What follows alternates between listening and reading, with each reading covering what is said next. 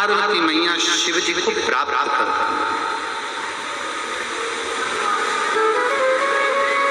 शादी के बाद में माता पार्वती जी अमर गुफा में बैठकर शंकर की वाणी पर विश्वास करते।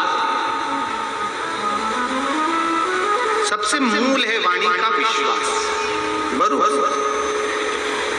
मानो तो मैं गंगा मां हूं, ना मानो तो बहता। अगर मान लिया कि गंगा मां है तो मां ही रहेगी, और मान रहे हो कि बहता हुआ पानी है तो वो केवल बहता हुआ पानी है।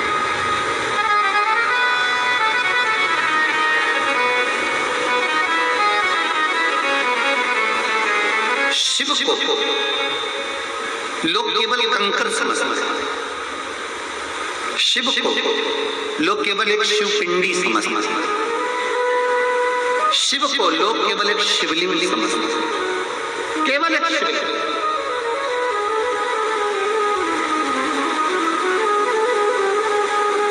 भगवान नारायण वैकुंठ के निवासी हैं, भगवान ब्रह्मा ब्रह्मलोक के निवासी हैं, इंद्र इंद्रलोक के निवासी हैं, शंकर भगवान कैलाश शमशान के निवासी हैं। कोई नहीं बुलाना चाहता। वो तो अब लोग शंकर भगवान की कथा को समझने लगे तो शिव जी से लोगों की प्रीति बढ़ गई।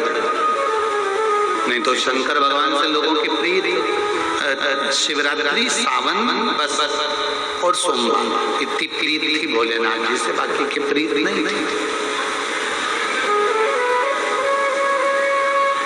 कौन बोला?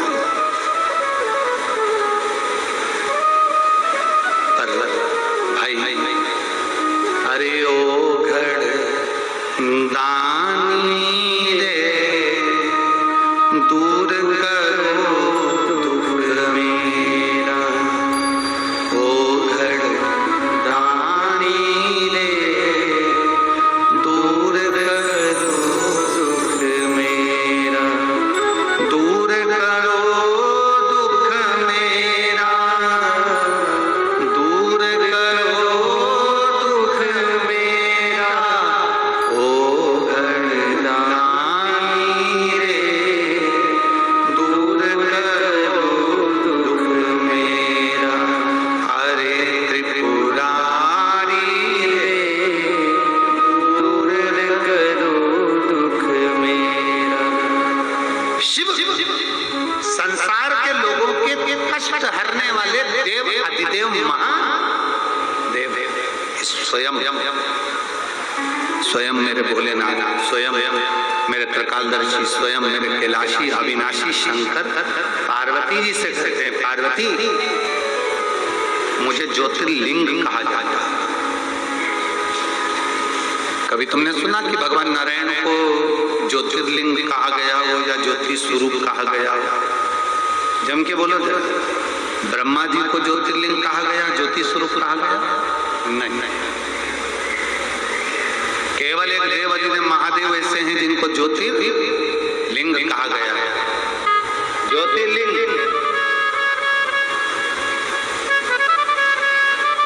इसलिए आज भी हमारी शिव पुराण कहती है, उमाखंड कहता है शिव पुराण का। भगवान शंकर का उमाखंड, शिव पुराण का उमाखंड कहता है। और स्कंद पुराण को अगर आप काशी खंड में पढ़ेंगे तो उसमें भी वर्णन मिलेगा। और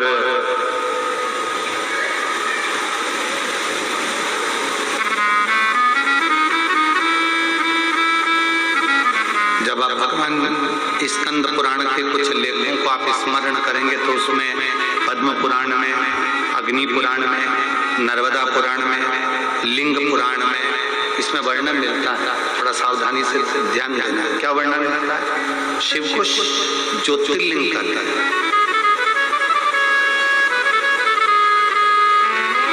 अब किसी ने कहा कि गुरुजी उज्जैन में महाकाल है, उनको ज्योतिर्लिंग कहा। ओमकारेश्वर में भगवान ओमकारनाथ बैठे हैं, उनको ज्योतिर्लिंग कहा। केदारनाथ में केदारेश्वर बैठे हैं, उनको ज्योतिर्लिंग कहा। बैद्यनाथ में भगवान बाबा बैद्यनाथ बैठे हैं, उनको ज्योतिर्लिंग कहा। जो 12 ज्योतिर्लिंग हैं इनको को ज्योतिर्लिंग कहा गया है? शिव महापुराण के अंतर्गत कहा गया कि केवल 12 ज्योतिर्लिंग में जो ज्योतिर्लिंग विराजमान है, भगवान के 12 लिंग जो विराजमान है, इन्हीं को ज्योतिर्लिंग नहीं कहते। यहाँ तक शास्त्र कहता है किसी मंदिर में, शिवालय में, देवालय में, आपके घर में, आपके बनाए हुए पार्थिव लिंग में, उसमें भी ज्योति रहती है तो वो भी ज्योतिर्लिंग की गणना में आएगा। उसमें भी ज्योति रहती है, वो भी ज्योतिर्लिंग की गणना में।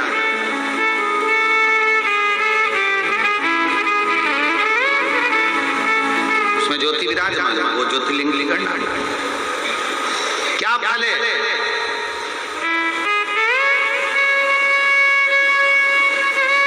ज्योतिर्लिंग में जितने संसार के शिवालय हैं, शंकर के मंदिर हैं, जितने शिवालय शंकर के मंदिर पूरे संसार में हैं,